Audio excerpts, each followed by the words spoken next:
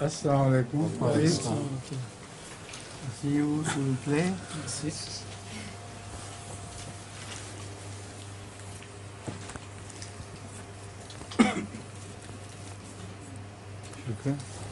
La première question. La première question. Commençons. How do you say? शुरू करें? Nous pouvons commencer. Nous commençons. Commençons. Oui. Salam alaikum, monsieur. Ça. Il y a des professions où la discrimination est longuement établie contre les femmes et les minorités. Pour aider de combattre la discrimination, nos jeunes doivent entrer ces professions. Que pensez-vous? There are certain professions where discrimination against women and minorities has been long established. To reduce this discrimination or to do away with it altogether, should the young Ahmadis try to get into these jobs to make things better? He hasn't given any background of this. Where? What is he talking about? Which country? In which professions, etc., etc. Let him first explain, please. C'est ça, ça se passe plutôt en Angleterre et en Amérique. En Amérique, vous avez des discriminations contre les femmes et les Noirs. Et ici en Angleterre, nous avons dans la force policière, dans la police, il y a des discriminations. He's saying that in particular in the United States there's a lot of discrimination against women and the black community. In England we have discrimination in the police force. Two different things altogether now. First he was talking about women, now black community. No, he said women and minorities. They were both minorities. Bracketed. He didn't explain whether religious minorities or. Yes, I think he means ethnic, perhaps. No, please let him compose the question correctly, part by part. Allez-y. And explain what role can we play in this situation.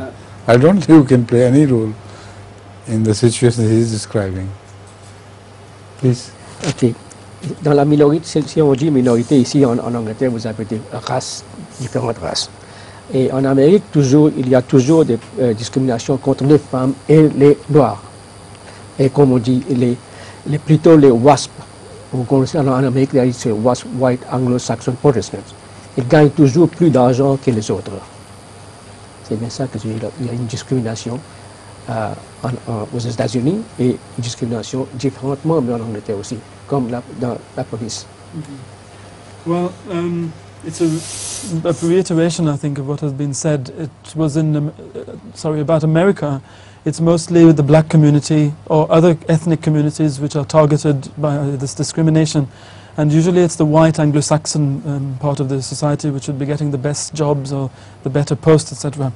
And in England, in particular, the police force would be with America. Yes. So it's widespread in America in all sorts of jobs. What can we do about it? Yes. Nothing. Absolutely nothing. Still. Oui, donc Sa Sainteté le Calife dit que nous ne pourrons faire absolument rien pour améliorer cette situation aux États-Unis.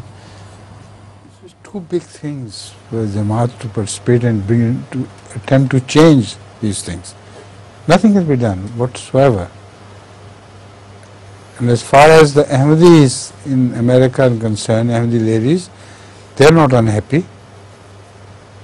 They get because we emphasize the role of education in ladies, and Ahmadi ladies are most often highly educated, so they get their jobs all right. I don't see any problem with them at all in America. First translate, then let's come to London afterwards. Sa Sainteté le Calife nous dit d'en finir d'abord avec les États-Unis et ensuite nous allons bouger vers l'Angleterre. Donc nous constatons que dans la situation aux États-Unis comporte un aspect qui est vraiment trop énorme pour que nous, en tant que Jamaat, puissions y changer quoi que ce soit.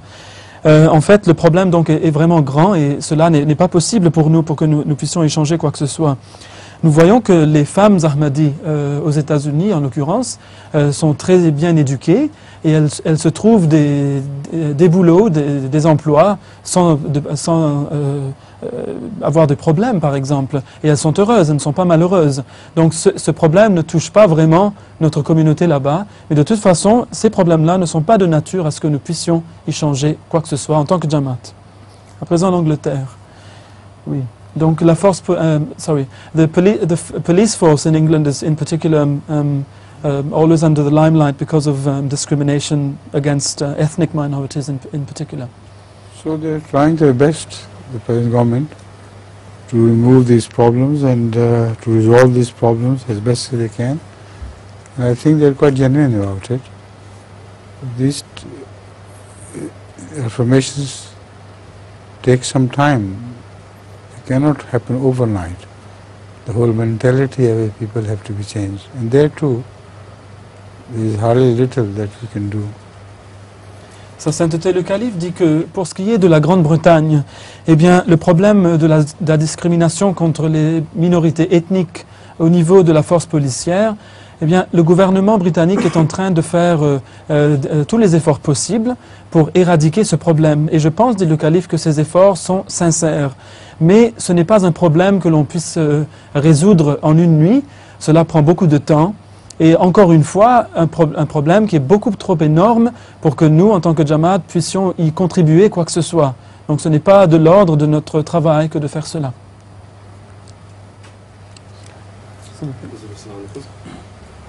Dans un récent programme, vous avez mentionné que le 114e Bismillah a été placé dans la lettre de Salomon, alayhi salam. Par cet acte, Dieu attire-t-il notre attention vers une sagesse quelconque? Quel est le message mystique que comporte le 114e Bismillah dans la lettre de Salomon? In one of our recent programs, Hazur had mentioned that the 114th Bismillah is found in the letter of Hazrat Sulaiman alayhi salam. By putting that Bismillah there in the Quran, in that particular letter, is Allah Ta'ala trying to draw our attention to some point of wisdom, because Hazrat Sulaiman was always linked to wisdom. And what is the mystical underlying message of this Bismillah? I don't think there is any other mystical message than the one which is apparent. The apparent message is that although Bismillah ar-Rahman ar-Rahim has taken away from one beginning of one surah, so that doesn't mean that Allah is less Rahman and less Rahim. So that mislink is found in another surah.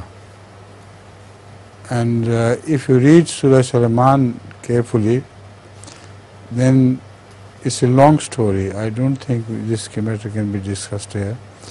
And you can see the significance why it was added to Surah Sulaiman and not to another surah. It has nothing to do with the wisdom of Sulaiman at all. It has other significances. Sa Sainteté le Calife dit que je pense qu'il n'y ait pas de message mystique autre que le message apparent que l'on a déjà présenté dans cette émission, une émission précédente. En effet, la Bismillah a été enlevée d'une sourate, certes, mais Dieu a voulu montrer qu'il est quand même Rahman et Rahim, il est quand même très compatissant, très très miséricordieux envers ses créatures, en la replaçant dans le Coran, et il se trouve qu'elle est dans la lettre de Salomon. Mais si nous allons rentrer dans tous les détails de cette histoire, de pourquoi il y a cela et toute l'histoire de Salomon, cela va prendre beaucoup de notre temps et nous n'avons pas le loisir de se faire dans cette émission présente. Mais je crois que cela donc n'a rien à voir en fait avec la sagesse même, la sagesse proverbiale de Salomon, que Dieu ait placé cette Bismillah dans la lettre de Salomon, mais cela a trait plutôt à ce que le calife a dit au début. Bien qu'elle ait conscience des conséquences de ses actes, We have one regular member missing today and his wife. Do you know what happened? Mr. Navid. Yeah, Yes. Yes. Navid Maki. Yes. Actually, he had an impediment at work which prevented him from coming. He had to stay over a bit later today at work. He did ring to inform. Yes. bien qu'elle ait conscience des conséquences de ses actes, l'humanité semble être incapable de faire les efforts collectifs requis pour ralentir la destruction de l'environnement. Un exemple en est le changement dramatique récent au niveau du climat. Le prochain désastre global sera-t-il une calamité naturelle ou une guerre mondiale et peut-il être évité? Despite having full conscience of the way that the humanity is destroying nature and is upsetting the balance, climatically speaking, etc. And we've seen great upheavals in the climate recently. it doesn't seem that mankind is being able to make these collective efforts to stop what is going on now. Does Huzur believe that there would be some great calamity, a natural calamity, which would result from these actions of man? Or would it be rather that there would be a world war before this happens, and could either of the two be avoided at all? I think neither can be avoided. That's the first part of the answer. The fact is that the problem where the atmosphere is polluted, the air is polluted, waters are polluted, etc., are the natural consequences of industrial development. Now, industrial development is responsible for the economic growth, and also it is responsible for finding markets in the third world for their productions. Now, this they cannot stop. Whatever may happen, it's impossible for them to reverse their industrial development, and also it is linked to the way of life they have adopted. They are used to, for instance, fast foods and this and that, and the modern way of life and dresses, etc., and the houses and their quality and standards. It's impossible for any government to survive in their own country by telling the people to automatically adopt a poorer way of life.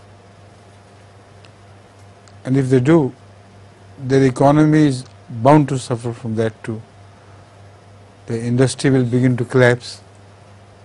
So it's a problem out of which they simply cannot wriggle out. Whatever they do, they must go on and on. The result is that pollution of the air and the water and the food and everything, and health hazards these factors create, they are going to progress. The second is the question. Part of the question is regarding the atomic war. I think both things are going to help each other. I mean, they abet each other. Because if you think deeply on the problem, these economic developments are bound to create jealousies, and jealousies are bound to create wars, or the fear of wars, and then ultimately it may end up in the Holocaust created by an atomic war. Now, these things are not only possible, but they are most certainly going to happen. Before this happens, new world cannot be created. Now, you want to find out whether atomic war will take place first or this, Allah knows best. Que sera sera. Right? Sa Sainteté le Calife, en parlant de ces deux aspects, donc je vous rappelle les deux aspects, l'un était la calamité naturelle, donc qui pourrait englober le monde entier, et l'autre la guerre atomique. Il dit que je pense qu'aucun de ces deux-là ne pourrait être évité. En fait, l'atmosphère, l'air, les eaux sont pollués. Et en conséquence donc du développement industriel qui est responsable de la croissance économique. Le tiers-monde en dépend totalement. Et donc c'est un processus qui ne peut s'arrêter. Il est totalement impossible qu'on arrête cela. L'on s'est déjà habitué dans tous les pays du monde à un certain mode de vie, c'est le mode de vie fast food, etc., tel qu'on connaît. Et les gouvernements ne peuvent pas demander à leur peuple de changer de mode de vie et d'adopter une vie plus simple, plus pauvre, très vite. Cela ne va pas se passer. D'ailleurs, même s'ils le faisaient, l'économie en souffrirait certainement. Donc, la pollution du monde va continuer avec toutes les conséquences qui s'en suivent. Maintenant, Sa Sainteté dit que je passe à l'aspect de la guerre atomique.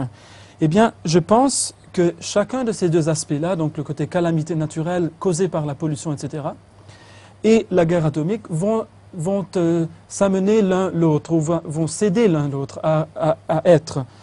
Eh bien, si vous réfléchissez un peu, vous découvrirez que le développement économique des uns va attirer la jalousie des autres, car personne n'est content de voir son voisin être mieux développé que lui-même. Et cela amènera certainement à la guerre atomique. Donc, ce n'est en fait qu'après que tout cela ait eu lieu qu'on pourra commencer à songer à un nouveau monde, un monde nouveau, où les choses seront différentes.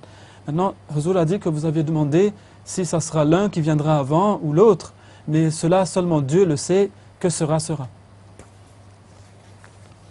See, if you compare this way of life with the natural way of life, you will be surprised that there will be no problem of dumping anything. You dump the manure, natural manure, I mean, you might dump the dung things, the waste of animals, which is natural waste, and it turns into dung. And that dung is very useful for the production of crops, fruits, etc. And all that goes apparently waste in nature is converted by nature into some food for other animals, and those animals ultimately create food for man. So this ecosystem is fantastic. There is no poisoning, no pollution created anywhere in the world. So the pollution is created because of industry and because of atomic preparation of atomic warfare, for the fear that the others may have an upper hand over us. Now they can't do anything about this waste. Wherever they dump it, it's going to create problems. Sa sainteté dit que si vous comparez ce mode de vie moderne, de la vie industrielle, avec le mode de vie naturel, eh bien vous verrez que dans le mode de vie naturel, il n'existe pas ces problèmes de disposer des différents déchets. Car les déchets naturels, tels le fumier, etc., retournent à la nature, et la nature les retransforme en nourriture pour les hommes, sans qu'il reste des choses nocives derrière. Donc l'écosystème est une chose vraiment fantastique, qui ne laisse aucun déchet nocif là qui traîne et qui gêne les gens. Par contre, l'industrie, elle crée toutes sortes de déchets nocifs. Et le problème, c'est que, comme le calife l'a expliqué en dernier, les hommes vont continuer à faire ces choses, et là où ils vont disposer de ces déchets vont causer des problèmes. Donc ce problème-là est un problème grave qui ne peut cesser et va continuer jusqu'à la culmination de ce que Huzour avait dit tout à l'heure.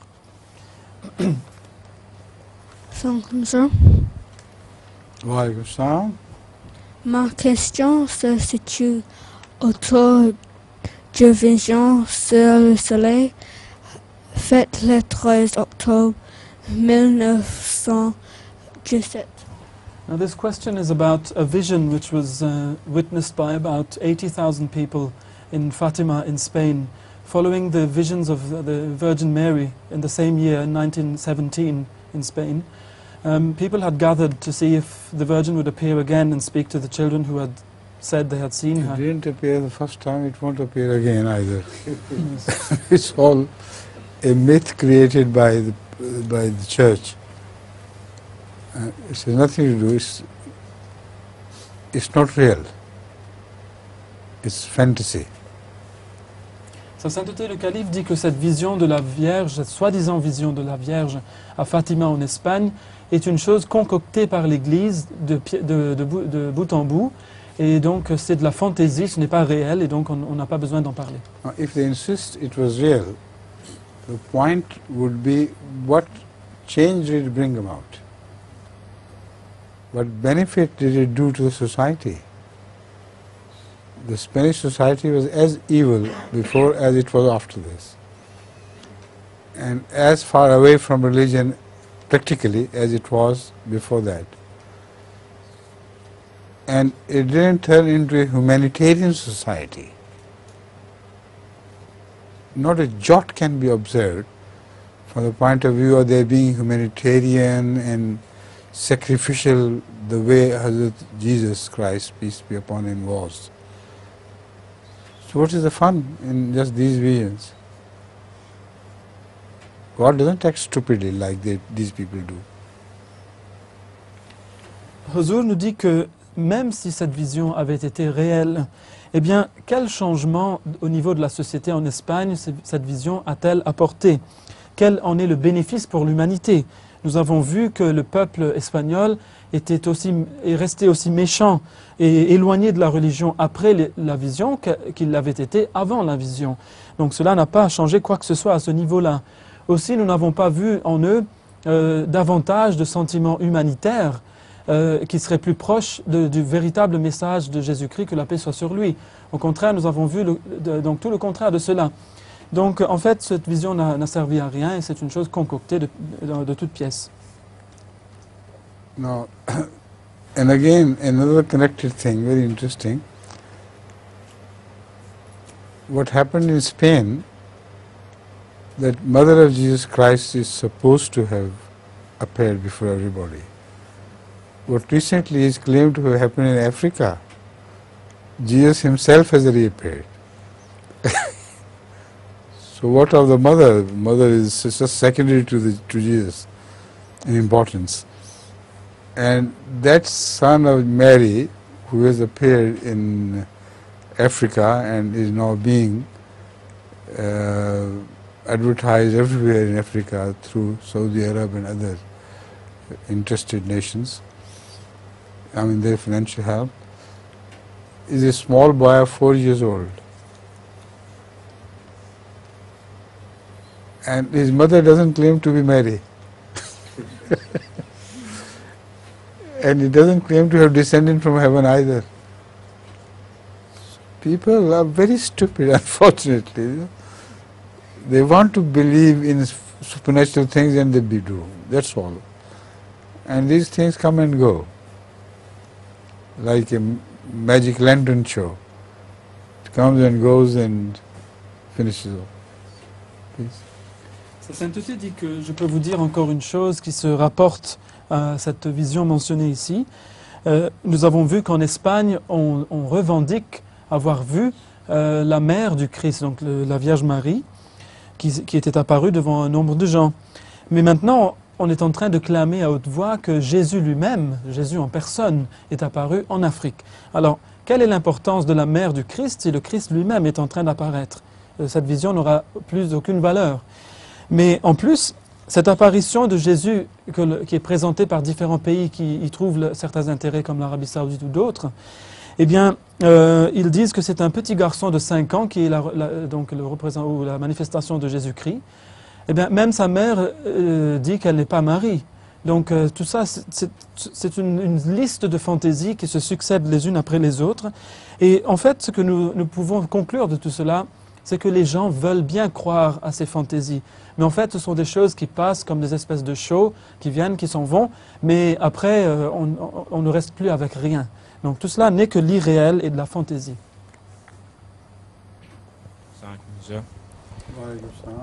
Est-ce que ce qui se passe en islam a une relation avec l'alignement des planètes, soit physiquement ou spirituellement?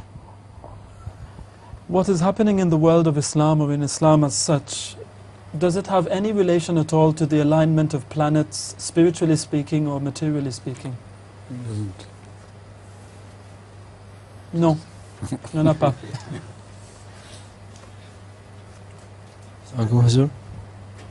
Est-ce que Huzur pense que nous aurions perdu la Deuxième Guerre mondiale sans l'aide de soldats asiatiques et africains? Does Huzur believe that the Second World War might have been lost, or things might have gone the other way Might have been lost. by the Allied forces? The Second World War. Might have been lost. What do you mean? I don't Well, understand this. I mean that the Allied forces might have lost the war. They might have Lost the war, escaped the war. Well, Loss is something there. So, do you think the war is so dear to them that they seem to have lost it? Well, let's say they might have been the Escape victims. the danger of. Yes. Is that what you mean? What he means is, would the result of the war, let's say, have been otherwise, if it had not been for the Asian and African soldiers who had taken part in this war? Would they have, without them, would things have been different, in Huzur's opinion? I still can't understand the question at all. Yes, well, let me rephrase the how? question, perhaps. Please tell him Yes. to reframe the question and tell me which country he is talking about, who have lost the war and or the consequences of war. It's all extremely vague. I feel so confused today. Maybe I am confused, I don't know.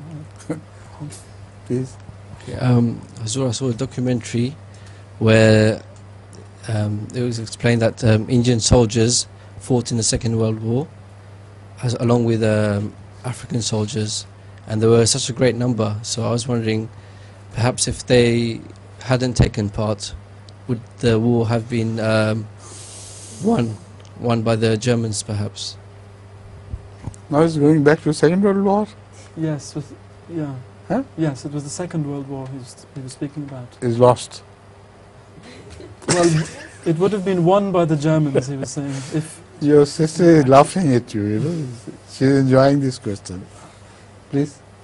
Yes, well, it was in English just now, Huzur. Shall I? Hmm? He was speaking in English just now, Huzur. Tell her to speak in French. Je peux le dire en français.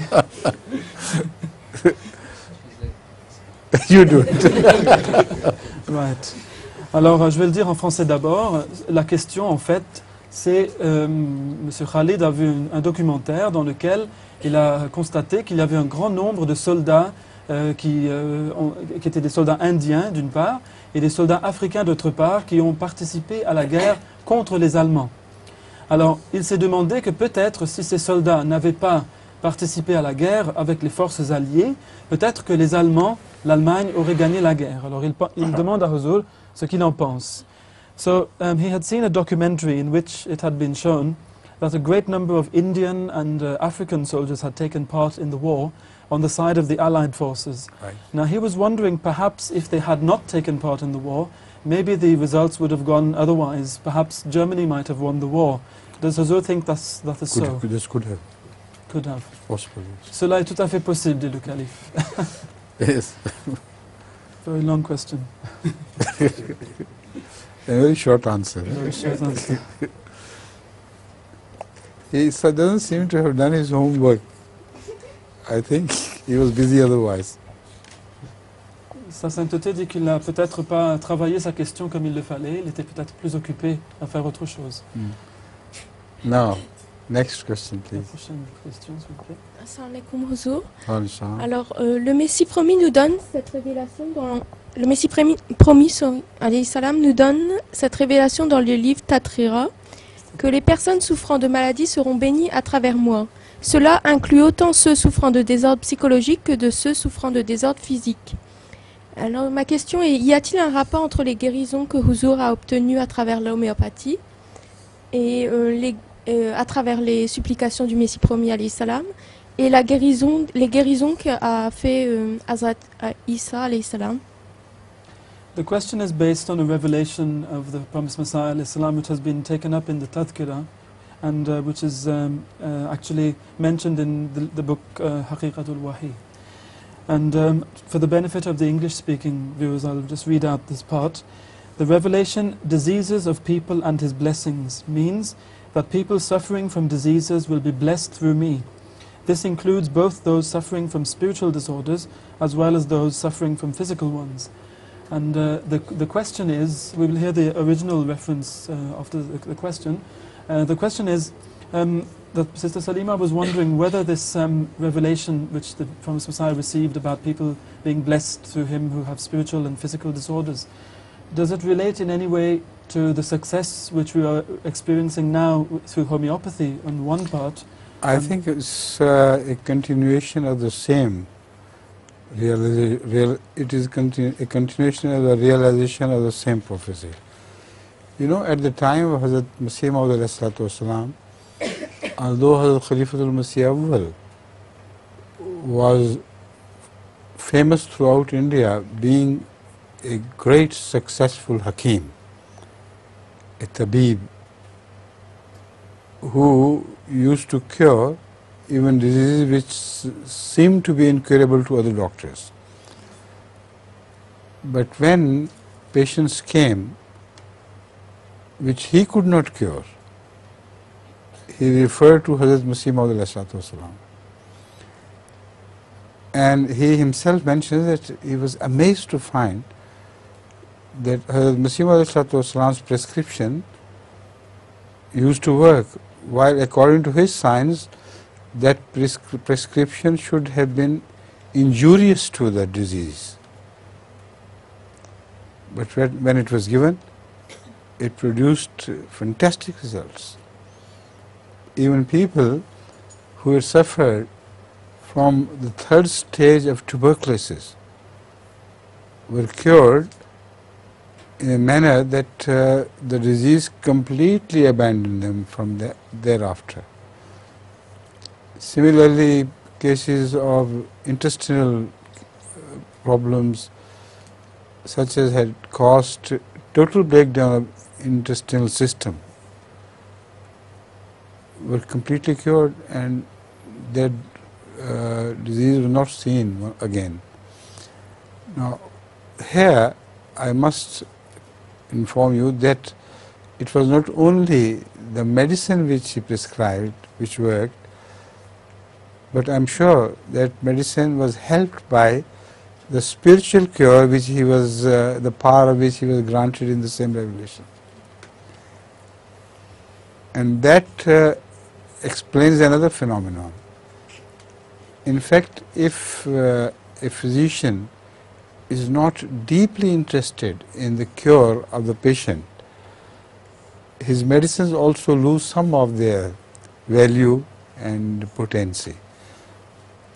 Because when he is deeply interested, first of all, his search for the right medicine is far more minute than in the case of a patient who just receives his fees and just disposes of the patients. So these things are interconnected. And then when he prescribes according to his best knowledge, the remaining part is filled by Allah's grace. So this is the way Hazrat Masih Maud alayhi salam's cure system worked. And I am sure with the grace of Allah I have inherited the same tendency from him. And homeopathy also is working under the same principle. And I think with the grace of Allah that a very large number of people all over the world are benefiting from this with the grace of Allah. If I may, Huzur, there was one last part of the question which I didn't First translate this and this. then come Okay. to the last part. Sa Sainteté le Calife dit que oui, effectivement, cette prophétie qui a été mentionnée ici, ce que nous voyons à présent comme succès au niveau du traitement de différentes maladies à travers le système homéopathique que nous utilisons dans notre Jamaat est certainement la continuation de la prophétie du Messie premier alayhi salam. Bien que le premier calife après le Messie premier alayhi salam fut un médecin de grand renom et à grand succès, on doit le dire, qui traitait des cas qui avaient été condamnés par d'autres médecins de son époque. Mais même lui admet que lorsque lui ne pouvait pas guérir certains patients, certains donc malades de leur maladie, eh bien, il apportait ces patients auprès du Messie premier alayhi salam, et les prescriptions que faisait ce dernier aux patients, selon l'opinion, enfin dans l'opinion du premier calife, devraient être des choses non seulement mauvaises pour les patients, mais nocives pour les patients. Mais le résultat en était tout à fait autrement. C'est ainsi que le Messie premier alayhi salam a pu guérir des cas tertiaires de tuberculose, aussi des désordres intestinaux graves et d'autres maladies qui ont été absolument incurables à l'époque. Mais il n'utilisait pas tout simplement des médicaments. Le calife dit que j'ai foi et je suis certain que ce n'étaient pas les seuls médicaments du Messie promis qui obtenaient donc cette guérison des malades, mais en fait c'était le remède spirituel qui aidait ces médicaments à marcher. C'était selon le pouvoir qu'Allah lui avait donné de guérir à travers la prière aussi.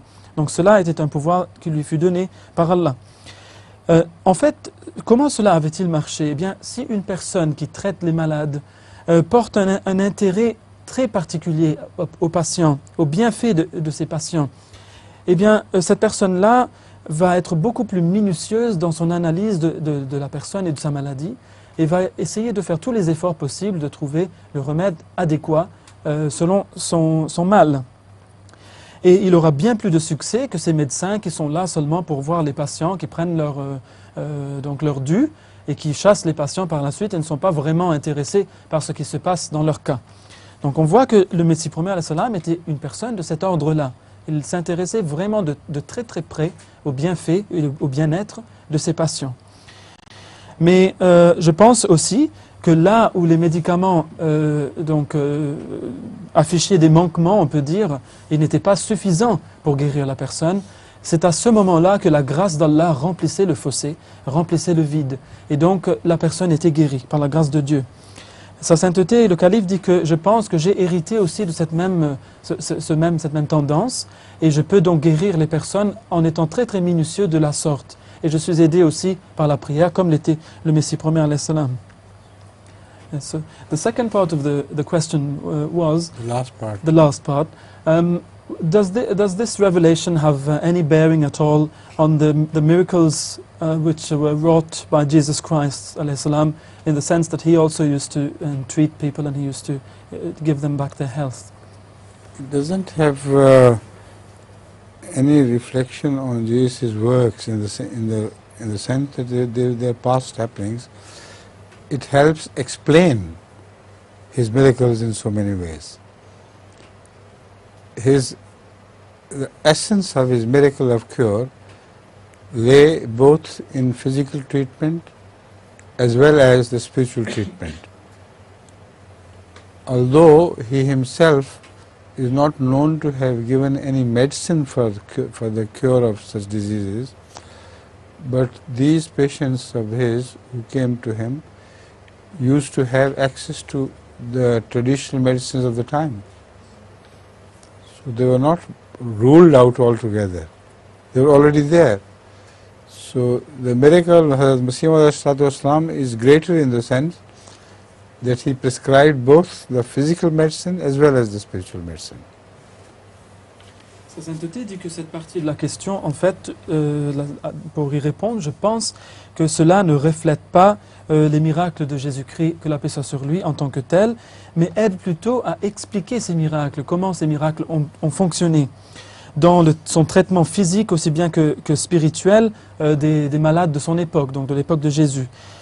On ne sait pas, bien sûr, si Jésus a s'il a eu recours à des médicaments de son époque, car cela n'a pas été préservé dans l'histoire. Mais nous savons qu'il y avait certainement des remèdes qui existaient à son époque, et peut-être qu'il les avait utilisés.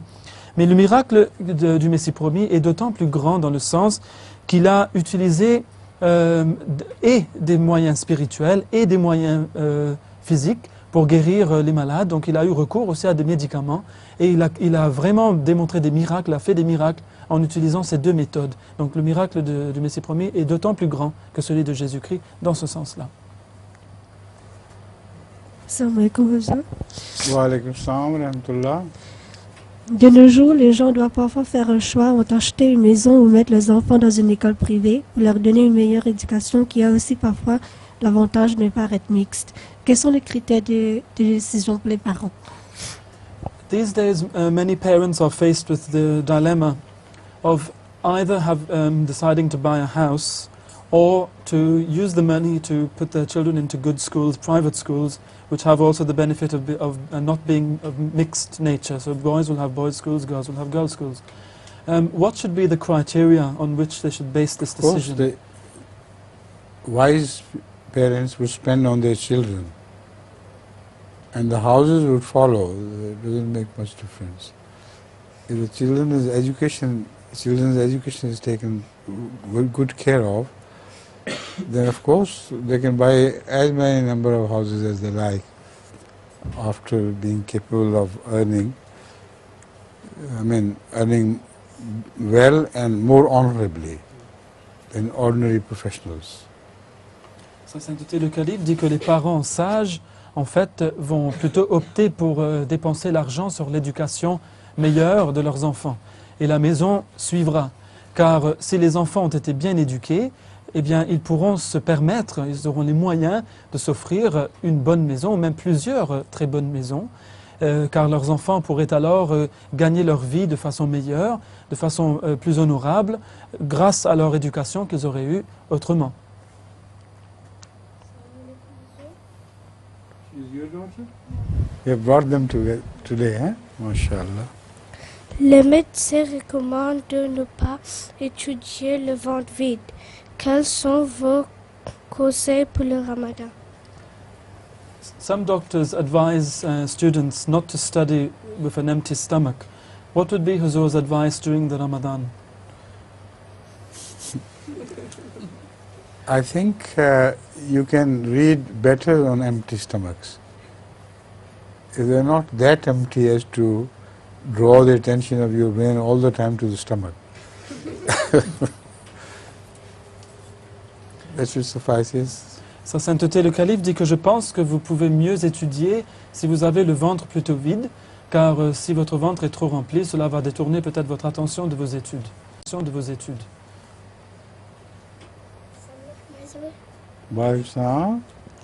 On me dit que je suis chanceuse parce que je suis Wakfeno. Pourquoi suis-je chanceuse? I am often told that I'm very lucky because I'm a Wakfeno child. In which respect am I luckier than others? You don't know? Ask your mother. You're lucky in any way because you are a pretty girl and a smart girl. Maybe it's a blessing of Waqf Jadid, Waqf. And you find your heart at peace, don't you? You like Waqf or you don't like Waqf. You realize that you are dedicated for the cause of Islam and welfare of mankind. You know that? So this realization is in itself a reward. To be constantly aware that I am here to serve a good purpose is a reward by itself, and that should keep you happy and contented. Right? Sa sainteté le calife dit que, il lui a posé une question, est-ce que tu ne sais pas pourquoi tu es chanceuse? Eh bien tu peux le demander à ta maman. Mais quand même, Huzur a ajouté que tu es déjà chanceuse car tu es une belle fille et tu es très intelligente et cela est peut-être déjà une bénédiction du système de Waqf. Et ton cœur est en paix et tu aimes bien être un Waqf. Une Waqf dédiée pour le bénéfice de l'humanité. Savoir ou avoir la réalisation que l'on est dédié pour le bénéfice de l'humanité, pour amener quelque chose de meilleur pour l'homme, est une récompense en soi. Et lorsqu'on sait que l'on est là pour aider pour une bonne cause, pour améliorer les choses, cela est déjà une récompense. Donc voilà pourquoi tu es chanceuse d'être une Waqf.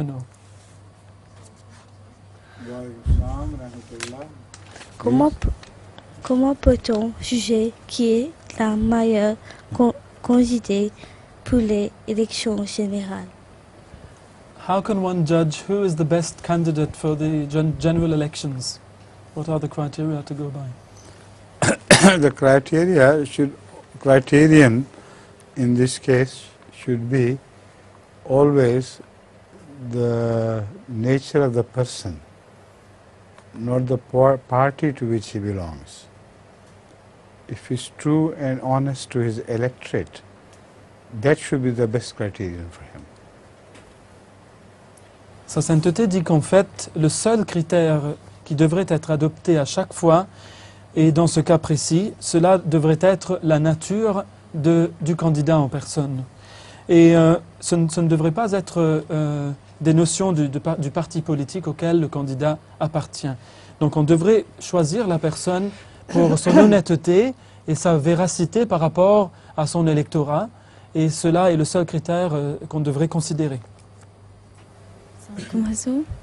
Si des parents forcent leur fille ou leur fils à se marier, est-ce que le nikah est accepté par Allah? If parents force their daughter or son to get married, will the nikah be accepted in the eyes of God? Against their will? Force in what sense? Forced, like the children do not agree to the marriage, but they're forced Then to the do it. parents force upon them. Mhm. And they say yes because of that force. Mhm. When they say yes, they are responsible. The marriage will be valid. Although it will be wrong, but it will be valid. Sa Sainteté le Calife dit que du moment que lors de leur nikah, les parties concernées vont dire oui, qu'ils sont d'accord de se marier, dès lors ils seront responsables de ce qui va s'en suivre. Certainement ce mariage ne sera pas une bonne chose, mais le mariage sera valable légalement parlant. Now, both of you, have you dumped your children upon your mother? Poor mother. Please. Les recherches scientifiques montrent que les produits contre le vieillissement ne marchent pas. Pourtant, les gens continuent à les utiliser. Pensez-vous qu'il puisse y avoir des produits réellement efficaces, notamment dans l'homéopathie? A lot of scientific research has demonstrated that certain products used against aging, the aging process, do not work, but people buy them nonetheless. Does Hazur believe that one day any kind of product would be found which would work, if not to stop the aging process, but to perhaps reduce its speed? Well, it may happen, but it will create other problems for the world.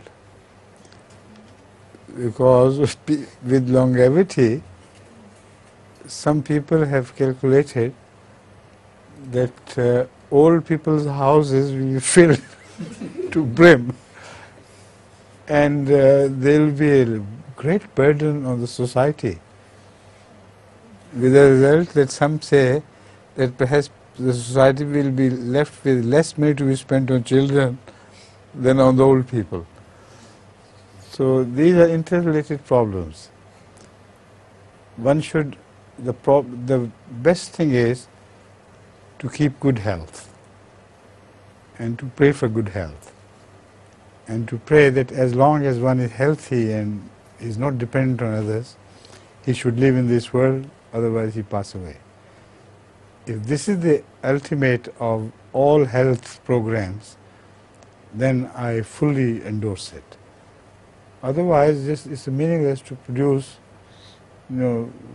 useless, meaningless, charity-dependent old people.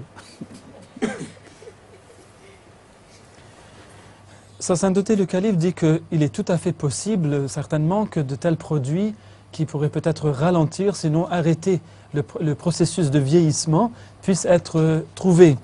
Mais cela va créer d'autres problèmes pour le monde, et le monde en a déjà assez. Par exemple, avec l'augmentation de la longévité, eh bien, les foyers pour les gens du troisième âge vont vite être remplis. Et on peut voir cette situation arriver où il y aurait moins d'argent dans la société à dépenser sur les enfants par rapport à tout cet argent qu'il faudra dépenser sur les gens du troisième âge. Donc, ce qui compte en fait, c'est qu'il faut que l'on se garde en bonne santé. Et l'on devrait prier à Dieu que Dieu vous garde toujours, que Dieu nous garde toujours en bonne santé. Et l'on devrait prier que l'on reste toujours en vie tant qu'on est en bonne santé. Lorsqu'on est vraiment malade, alors que la vie cesse. Sinon, si nous allons toujours poursuivre ces méthodes à prolonger la vie de l'homme sur terre, cela ne fera qu'amener d'autres problèmes dont nous n'avons pas besoin.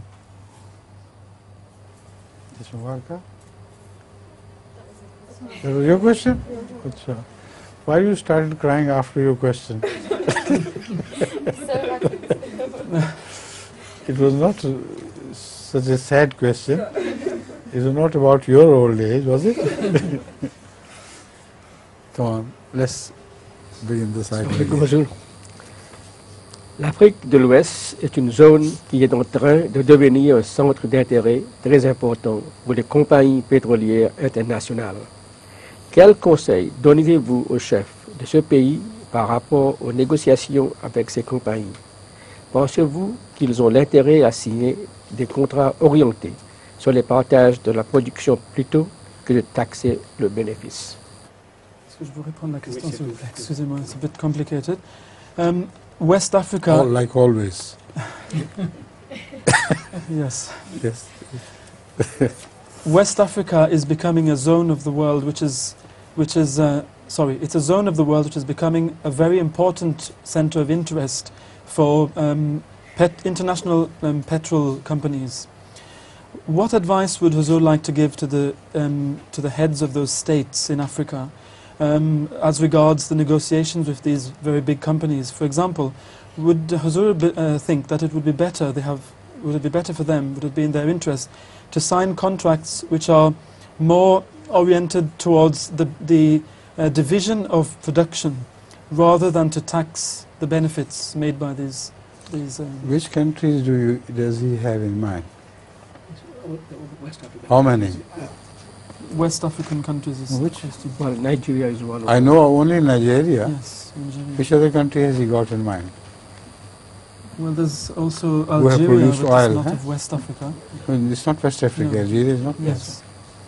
It's one country. See, so he should One country alone. specify this. It's only Nigeria he's asking about. Okay.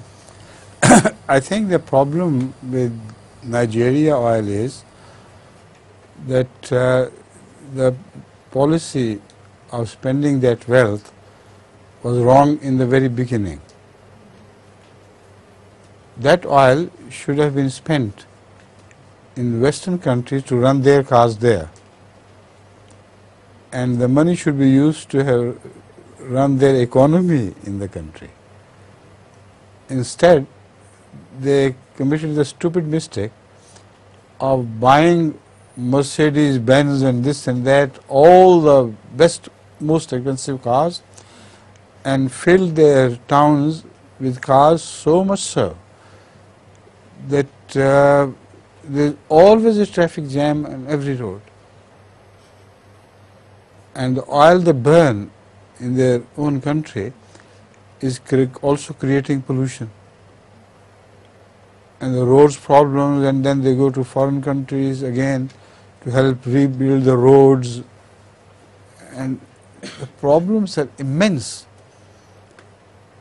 And the prices of oil are kept low for the benefit of pleasing people, while they should have followed the example of Great Britain. They have huge oil reserves, offshore oils, and they do not lower the price of oil here. It is higher than in Europe, on the continent I mean.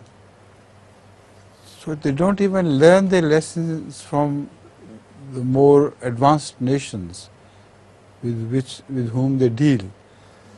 So all the problems are created by them themselves.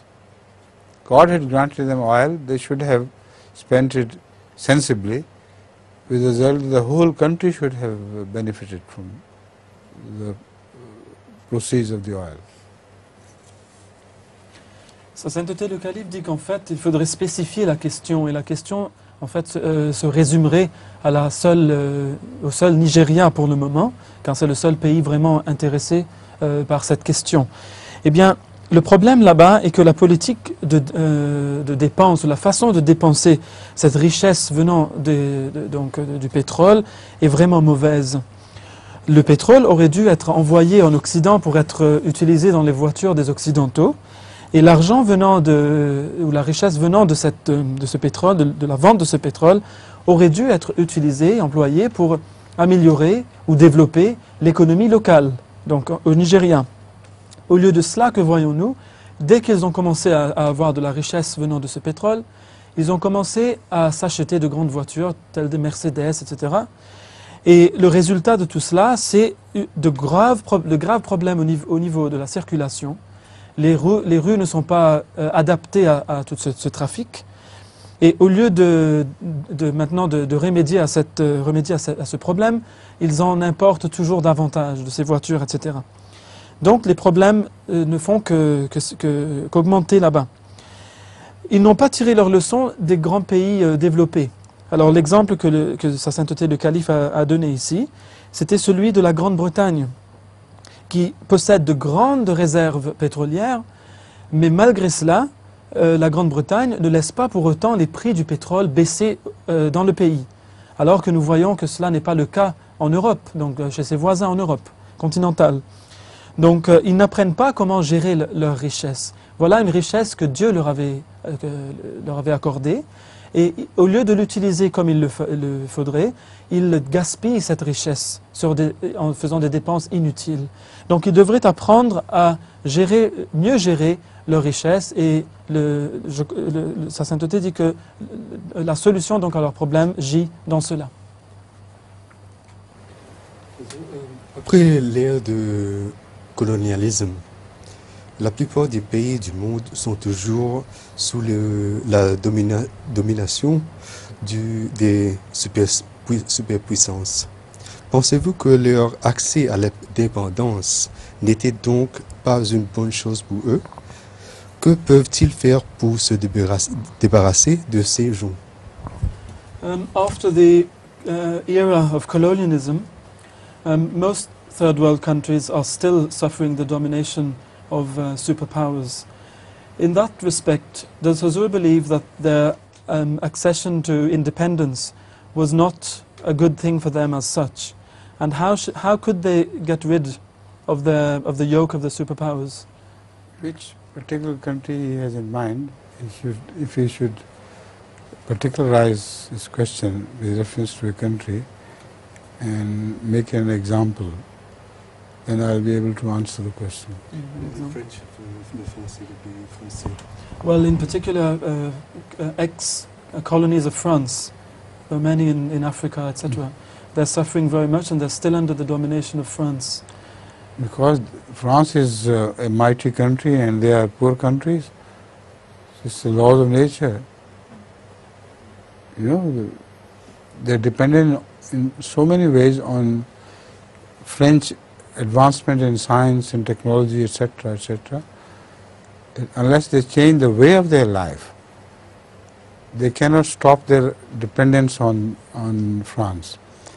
It's not just a question of colonialism. It's a question of wisdom applied to your own economy and situations. This domination can be completely